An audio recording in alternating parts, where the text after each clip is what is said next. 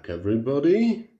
Today we'll be talking about Norattle, my hognose snake, and why they make terrible beginner pets or beginner snakes. The reason for this, as many of you know, first of all, is that they are slightly venomous. They're rear-fanged venomous. So basically, it's a little bit like a bee sting if you get bitten. And obviously this is not good if you are a child or maybe person with some illnesses that could be worsened by this. Also, if you are allergic to bee stings, then this is certainly not a good idea. So far Norattle hasn't bitten me, so I'm not too worried about it. But it's certainly something that you've got to keep in mind if you want to get a hognose snake. Another issue with them can be that they basically quite often are rather defensive in their demeanor, and this might deter people. I can maybe show you. Before you can see, it's going like this. There we go. Doesn't bite. But even I'm a little spooked by it. Hang on, sorry. There we go. Right, I'll leave him be. But you can see that that's definitely something that you've got to keep in mind. Again, if you want a hognose snake, and certainly not for everybody, because they can be quite fast all of a sudden before they're super perfectly still. And then they just go off like a little rocket, but nothing too much to worry about. I'd say he's probably more of like an intermediate snake rather than a beginner. So certainly not like a super advanced snake for advanced keepers, but something that you, there you go, tries to squeeze through. Another thing that's not necessarily whether you're a beginner or not. In some states they're actually banned because they are slightly venomous. So yes, then obviously you cannot keep them. So I do not know whether you can keep them with a permit in those states, because in my state it's totally fine to keep them, even though other species are banned, such as retics, reticulated pythons, Burmese pythons, all the larger pythons really, even scrubbies, scrub pythons.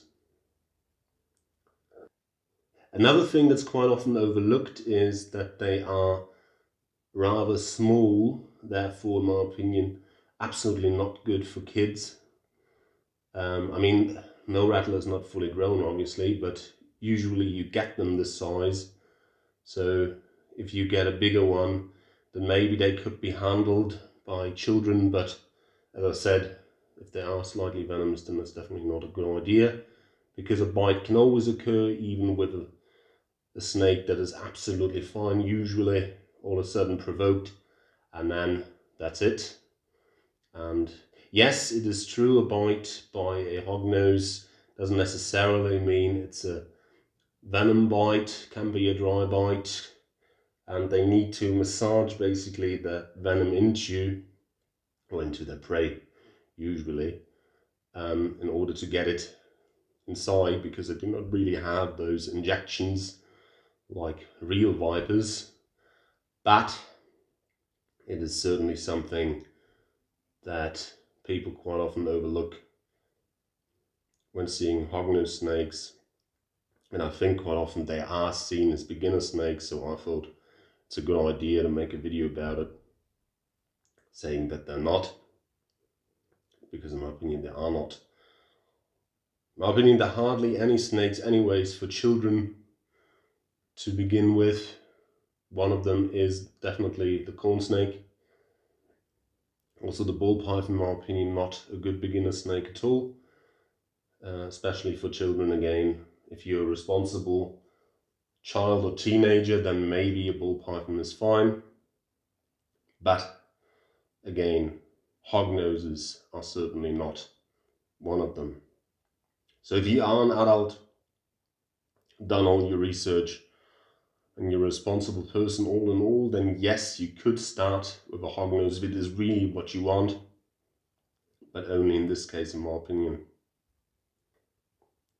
There's certainly other snakes that are good for you, and you should stay away from hognoses.